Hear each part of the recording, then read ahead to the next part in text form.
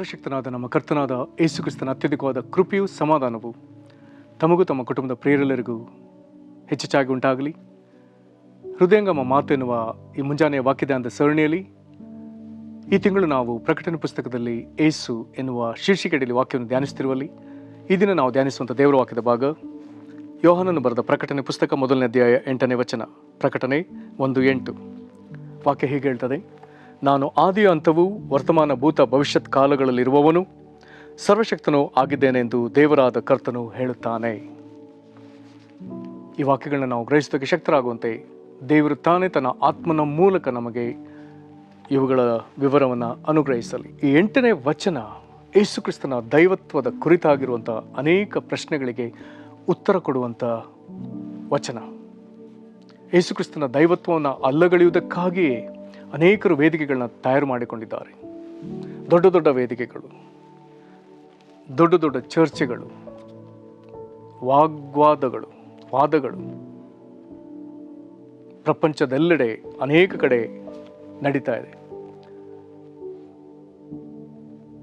ಒಂದು ಕಡೆ ಯೇಸು ಕ್ರಿಸ್ತನ ದೈವತ್ವವನ್ನು ಒಪ್ಪಿಕೊಂಡ ಕೂಟ ಒಂದು ಕಡೆ ಇರುವುದಾದರೆ, ಆತನ ದೈವತ್ವವನ್ನು ಅಲ್ಲಗಳೆಯುವಂಥ ಇನ್ನೊಂದು ಕೂಟ ಯಾವಾಗಲೂ ವಾಕ್ಯಗಳನ್ನ ತಿರುಚುವುದರಲ್ಲಿಯೇ, ಯೇಸು ಕ್ರಿಸ್ತನ ಕುರಿತಾದ ವಿಷಯಗಳಲ್ಲಿ ಅನುಮಾನ ಹುಟ್ಟಿಸುವುದರಲ್ಲಿಯೇ ಅನೇಕರು ತೊಡಗಿದ್ದಾರೆ. ಅಂಥವರಿಗೆ ಉತ್ತರವೆಂಬಂತೆ ಇಲ್ಲಿ 8ನೇ ವಚನದಲ್ಲಿ ಮಾತನಾಡಲಾಗಿದೆ. ಇಲ್ಲಿ ಯೇಸು ಕ್ರಿಸ್ತ ನೇರವಾಗಿ ಹೇಳಿಕೊಳ್ತಿದ್ದಾನೆ, ನಾನೆನ್ನುವಂಥ ಪದ ಸುಲಭದ ಮಾತು ಅಲ್ಲವೇ ಅಲ್ಲ. ಇರುವಾತನು ಮಾತ್ರ ನಾನು ಎಂಬುದಾಗಿ ಹೇಳುವುದಕ್ಕೆ ಸಾಧ್ಯ. ಮೋಶೆಗೆ I am that I am ಅಥವಾ ಗ್ರೇಟ್ ಐ ಆಮ್ ಅಂದರೆ ಕನ್ನಡದಲ್ಲಿ ಇದರ ಭಾಷಾಂತರ ಹೀಗಿದೆ: ಇರುವಾತನೇ ಆಗಿರುವಾತನು. ಅದರರ್ಥ ನಮ್ಮ ಭೂತಕಾಲದಲ್ಲಿ, ನಮ್ಮ ವರ್ತಮಾನ ಕಾಲದಲ್ಲಿ, ನಮ್ಮ ಭವಿಷ್ಯತ್ ಕಾಲದಲ್ಲಿ, ಅಥವಾ ನಮ್ಮ ಭೂತಕಾಲ, ವರ್ತಮಾನ ಕಾಲ, ಭವಿಷ್ಯತ್ ಕಾಲದಲ್ಲಿ ಇರುವವನು, ಸದಾ ಇರುವಾತನು. ನಾವಂಥವರಲ್ಲ. ನಾವು ಜನನ ಮರಣಗಳ ನಡುವೆ ಅಷ್ಟೇ ನಾವು ಜೀವಿಸುವವರು. ಆದರೆ ದೇವರು ಸದಾಕಾಲ ಇರುವಾತನು, ನಿತ್ಯನು, ನಿರಂತರನು ಆಗಿರುವಾತನು. ಆತನು ಹೇಳ್ತಿದ್ದಾನೆ, ಆದಿಯ ಅಂತವು, ಆರಂಭವೂ ಆತನೇ, ಅಂತ್ಯವೂ ಆತನೇ. ಅಥವಾ ಇನ್ನೊಂದು ಅರ್ಥದಲ್ಲಿ, ಸೃಷ್ಟಿಯಲ್ಲಿ ಯಾವುದೊಂದಾಗಲಿ ನಾವ್ಯಾರು ದೇವರ ಆರಂಭ ಯಾವುದು, ದೇವರ ಅಂತ್ಯ ಯಾವುದು ಹೇಳುವುದಕ್ಕೆ ಅರಿಯದವರು ನಮಗದು ಸಾಧ್ಯವಿಲ್ಲ. ದೇವರಿಗೆ ಸ್ತೋತ್ರ. ಆದರೂ ಆತನು ಆದಿಯು ಅಂತ್ಯವಾಗಿದ್ದಾನೆ, ಎಲ್ಲದಕ್ಕೂ ಆಗಿದ್ದಾನೆ ಮತ್ತು ಎಲ್ಲದಕ್ಕೂ ಆರಂಭವನ್ನು, ಎಲ್ಲದಕ್ಕೂ ಅಂತ್ಯವನ್ನು ನೇಮಿಸುವನು, ಘೋಷಿಸುವನು ಆತನೇ. ನಂತರದಲ್ಲಿ ಆತನ ಕುರಿತು ಬರೆದದೆ ಆದಿಯು ಅಂತ್ಯವೂ ಆದಮೇಲೆ ವರ್ತಮಾನ ಭೂತ ಭವಿಷ್ಯತ್ ಕಾಲಗಳಲ್ಲಿರುವವನು. ಇದೊಂದು ವಿಚಿತ್ರವಾದ ಒಂದು ವಿಷಯವಾಗ್ತದೆ. ಇಲ್ಲಿ ಇರುವವನು ಎನ್ನುವಂಥ ಮಾತು ಹೇಳುವಾಗ ನಮ್ಮ ಕುರಿತು ಯೋಚಿಸಿದಾದರೆ, ನಾವೀಗ ಯಾವ ಕಾಲದಲ್ಲಿದ್ದೇವೆ? ನಾವೆಲ್ಲರೂ ನಮ್ಮ ವರ್ತಮಾನ ಕಾಲದಲ್ಲಿದ್ದೇವೆ ಅಷ್ಟೇ. ನಾವು ಯಾರು ಗತಿಸಿ ಬಂದ ಅಥವಾ ನಾವು ಹಿಂದೆ ಇದ್ದಂಥ ಭೂತಕಾಲದಲ್ಲಿ ನಾವಿಲ್ಲ. ಒಂದು ವೇಳೆ ನಾವು ಒಂದು ಕಾಲದಲ್ಲಿ ಶಾಲೆಗೆ ಹೋಗ್ತಾ ಇದ್ವಿ, ಮಕ್ಕಳಾಗಿದ್ದಾಗ, ನಾವು ಯಾರು ಆ ಕಾಲದಲ್ಲಿ ಇಲ್ಲ. ಅಥವಾ ವರ್ತಮಾನ ಕಾಲದ, ನಾಳೆ ಎಂಬಂಥ ಕಾಲದಲ್ಲಿ ನಾವು ಯಾರೂ ಇಲ್ಲ. ಆದರೆ ನಮ್ಮ ದೇವರು ಯಾವ ಕಾಲದಲ್ಲಿದ್ದಾನೆ? ಈ ಕಾಲಗಳು ನಮಗೆ, ಭೂತಕಾಲ, ವರ್ತಮಾನ ಕಾಲ ಮತ್ತು ಭವಿಷ್ಯತ್ ಕಾಲ. ಹಾಗಾದರೆ ದೇವರು ಯಾವ ಕಾಲದಲ್ಲಿದ್ದಾನೆ? ಈ ವಾಕ್ಯದ ಪ್ರಕಾರ ಈತನು ಭೂತಕಾಲದಲ್ಲಿ ಇರುವವನು, ಭವಿಷ್ಯತ್ ಕಾಲದಲ್ಲಿ ಇರುವವನು, ವರ್ತಮಾನ ಕಾಲದಲ್ಲಿ ಇರುವವನು. ಹಾಗಾಗಿ ವರ್ತಮಾನ, ಭೂತ, ಭವಿಷ್ಯತ್ ಕಾಲಗಳಲ್ಲಿ ಇರುವವನು. ನಾವು ಗತಿಸಿ ಬಂದ ಕಾಲದಲ್ಲಿಯೂ ಈಗ ಆತನಿದ್ದಾನೆ. ನಮ್ಮ ವರ್ತಮಾನ ಕಾಲದಲ್ಲಿಯೂ ಆತನು ಈಗ ಇದ್ದಾನೆ. ನಾವಿನ್ನೂ ಕರ್ತನ ಚಿತ್ತವಿದ್ದು ನಾವು ಭವಿಷ್ಯತ್ ಕಾಲಕ್ಕೆ ಹೋಗುವುದಿದ್ದರೆ ಆ ಕಾಲದಲ್ಲೇ ಆತನಿದ್ದಾನೆ.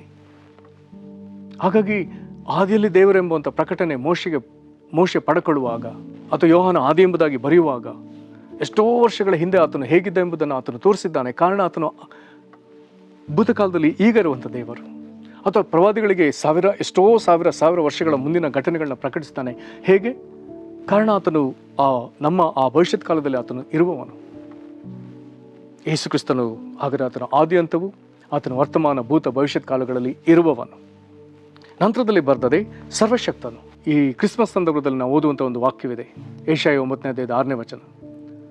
ಅದರಲ್ಲಿ ಯೇಸುಕ್ರಿಸ್ತನ ಕುರಿತಾಗಿ 5 ಅಂಶಗಳು ಕೊಡಲ್ಪಡ್ತದೆ. ಅದ್ಭುತ ಸ್ವರೂಪನು, ಆಲೋಚನಕರ್ತನು, ಪರಾಕ್ರಮಶಾಲಿಯಾದ ದೇವರು, ನಿತ್ಯನಾದ ತಂದೆ, ಸಮಾಧಾನದ ಪ್ರಭು. ಇದರಲ್ಲಿ 3ನೇ ವಿಷಯಕ್ಕೆ ಬರುವಾಗ, ಪರಾಕ್ರಮಶಾಲಿಯಾದ ದೇವರು ಎಂಬುದಾಗಿ ಓದುವಾಗ ಅದನ್ನು ಆಂಗ್ಲ ಭಾಷೆಯಲ್ಲಿ ಮೈಟಿ ಗಾಡ್ ಎಂಬುದಾಗಿ ಕೊಡಲ್ಪಟ್ಟದೆ. ಅದನ್ನು ಹಿಡ್ಕೊಂಡು ಯೇಸುವಿನ ದೈವತ್ವವನ್ನು ಅಲ್ಲಗಳೆಯುವಂಥ ಪ್ರತಿಯೊಬ್ಬರು, ಯೇಸು ಆತನ ಪರಾಕ್ರಮಶಾಲಿಯಾದ ದೇವರಷ್ಟೇ, ಆತನು ಸರ್ವಶಕ್ತನಲ್ಲ. ಅಲ್ಲಿ ಆತನ ಕುರಿತಾಗಿ ಆಲ್ಮೈಟಿ ಎಂಬುದಾಗಿ ಬರಲಿಲ್ಲ ಎಂಬುದಾಗಿ ವಾದ ಮಾಡುವಂಥ ಒಂದು ಕೂಟವೇ ಇದೆ. ಓ ದೇವರಿಗೆ ಸ್ತೋತ್ರ. ಮನುಷ್ಯನಾಗಿ ಆತನು ಭೂಮಿಗೆ ಬಂದಾಗ, ತನ್ನನ್ನು ಬರಿದು ಮಾಡಿಕೊಂಡು ಬಂದಾಗ, ಆತನೊಬ್ಬ ಪರಾಕ್ರಮಶಾಲಿಯಾದ ದೇವರು ಅಥವಾ ಮೈಟಿಗಾಡಾಗಿ ಕಾಣಿಸಿಕೊಂಡದ್ದು ನಿಜವೇ. ಆದರೆ ವಾಸ್ತವದಲ್ಲಿ ನೈಜವಾಗಿ ಆತನು ಸರ್ವಶಕ್ತನಾದ ದೇವರು. ಹಾಗಾಗಿ ಆತನು ಹೇಳ್ತಾನೆ, ನಾನು ಸರ್ವಶಕ್ತನೂ ಆಗಿದ್ದೇನೆ. ಆಲ್ಮೈಟಿ ಗಾಡ್ ಎಂಬುದನ್ನು ಆತನು ಹೇಳಿಕೊಳ್ತಾನೆ. ಯಾರಿಗಾದರೂ ಈ ವಿಷಯದಲ್ಲಿ ಅನುಮಾನವಿದ್ದರೆ ಈ ವಾಕ್ಯದಿಂದ ಈಗ ನಿಮ್ಮ ಮನಸ್ಸನ್ನು ಸರಿಪಡಿಸಿಕೊಳ್ಳಿ, ನಿಮ್ಮ ನಂಬಿಕೆಯಲ್ಲಿ ಈಗ ಖಚಿತಪಡಿಸಿಕೊಳ್ಳಿ. ಯೇಸುಕ್ರಿಸ್ತನು ಸರ್ವಶಕ್ತನಾದ ದೇವರು. ಯೇಸುಕ್ರಿಸ್ತನ ದೈವತ್ವವನ್ನು ಅನೇಕ ವಿಧದಲ್ಲಿ ಪ್ರಕಟಪಡಿಸುವಂಥ ವಾಕ್ಯ 8ನೇ ವಚನ. ಇದನ್ನು ಹೇಳಿ ಆತನು ಹೇಳ್ತಾನೆ, ಆಗಿದ್ದೇನೆಂದು ದೇವರಾದ ಕರ್ತನ ಹೇಳ್ತಾನೆ. ಹಾಗಾದರೆ ಇಲ್ಲಿ ಆತನು ದೇವರೆಂಬುದಾಗಿಯೂ ಕರ್ತನೆಂಬುದನ್ನು ಆತನು ತಿರುಗಿ ತಾನೇ ಹೇಳಿಕೊಂಡಿದ್ದ. ದೇವರಿಗೆ ಸ್ತೋತ್ರ. ಆತನು ಆದಿ ಅಂತ್ಯವಾಗಿದ್ದಾನೆ. ನಾನು ಎಂಬ ನಾದ ದೇವರು ಆತನು ಆದಿ ಅಂತ್ಯವಾಗಿದ್ದಾನೆ. ಆತನು ವರ್ತಮಾನ, ಭೂತ, ಭವಿಷ್ಯತ್ ಕಾಲಗಳಲ್ಲಿ ಇರುವವನಾಗಿದ್ದಾನೆ ಮತ್ತು ಆತನು ಸರ್ವಶಕ್ತನಾಗಿದ್ದಾನೆ. ಆತನು ದೇವರಾದ ಕರ್ತನಾಗಿದ್ದಾನೆ. ಯೇಸುಕ್ರಿಸ್ತನಿಂದವನಾಗಿರುವುದಕ್ಕಾಗಿ ಆತನಿಗೆ ಸ್ತೋತ್ರ. ಆತನೇ ನುಡಿದ ಮಾತುಗಳನ್ನು ನಾವಿಲ್ಲಿ ಸಾಕಷ್ಟು ಓದಲಿಕ್ಕಿದ್ದೇವೆ. ಈತನ ಮುಂದೆ ನಾವು ತಗ್ಗಿಸಿಕೊಂಡು ಆತನಿಗೆ ಯಾವಾಗಲೂ ಘನತೆ, ಗೌರವವನ್ನು ಸಲ್ಲಿಸೋಣ. ಪ್ರಾರ್ಥನೆ ಮಾಡೋಣ. ಅಪ್ಪ ತಂದೆ, ನಿನಗೆ ನಾವು ಸ್ತೋತ್ರ ಸಲ್ಲಿಸ್ತೇವೆ. ಕರ್ತನಾದ ಯೇಸುವೇ, ನೀನು ನಾನು ಎಂಬ ಆತನಾಗಿರುವುದಕ್ಕಾಗಿ ನಾವು ನಿನಗೆ ಸ್ತೋತ್ರ ಸಲ್ಲಿಸ್ತೇವೆ. ನೀನು ಆದಿ ಅಂತ್ಯವಾಗಿರುವುದಕ್ಕಾಗಿ ನಾವು ನಿನಗೆ ಸ್ತೋತ್ರ ಸಲ್ಲಿಸ್ತೇವೆ. ನೀನು ವರ್ತಮಾನ, ಭೂತ, ಭವಿಷ್ಯತ್ ಕಾಲಗಳಲ್ಲಿ ಇರುವವನೂ ಆಗಿರುವುದಕ್ಕಾಗಿ ಸ್ತೋತ್ರ ಸಲ್ಲಿಸ್ತೇವೆ. ಕರ್ತನೆ, ನೀನು ಸರ್ವಶಕ್ತನಾಗಿರುವುದಕ್ಕಾಗಿ ಸ್ತೋತ್ರ ನಿನಗೆ ಸಲ್ಲಿಸ್ತೇವೆ.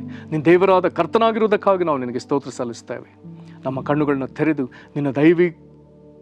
ನೀನು ಯಾವ ಮಟ್ಟಿಗೆ ದೇವರೆಂಬುದನ್ನು, ನಿನ್ನ ದೈವಿಕ ಸಂಗತಿಗಳನ್ನ ನಾವು ತಿಳ್ಕೊಳ್ಳಿಕ್ಕಾಗುವಂತೆ ನಮಗೆ ನಿನ್ನ ಮಹಾಕೃಪೆಯನ್ನು ಅನುಗ್ರಹಿಸು. ನಿನ್ನ ಆತ್ಮನ ಮೂಲಕ ಸಹಾಯ ಮಾಡು ಸ್ವಾಮಿ. ಅಪ್ಪ ತಂದೆ, ನಿನ್ನ ಪ್ರಿಯ ಮಗನಾದ ಯೇಸುಕ್ರಿಸ್ತನ ಕುರಿತಾದ ಪ್ರಕಟಣೆಯನ್ನು ಹೆಚ್ಚೆಚ್ಚಾಗಿ ಅನುಗ್ರಹಿಸು. ಕರ್ತನೆ, ಇದಕ್ಕಾಗಿ ನಾವು ನಿನ್ನ ಮೇಲೆ ಆತುಕೊಳ್ತೇವೆ. ವಾಕ್ಯವನ್ನು ಕೇಳಿ ಕರ್ತನೆ, ವಾಕ್ಯದಿಂದ ಉತ್ತೇಜನ ಹೊಂದಿದ ಪ್ರತಿಯೊಬ್ಬರು ನೀನು ಆಶೀರ್ವದಿಸು. ಇವರ ಕುಟುಂಬಗಳನ್ನ ಆಶೀರ್ವದಿಸು.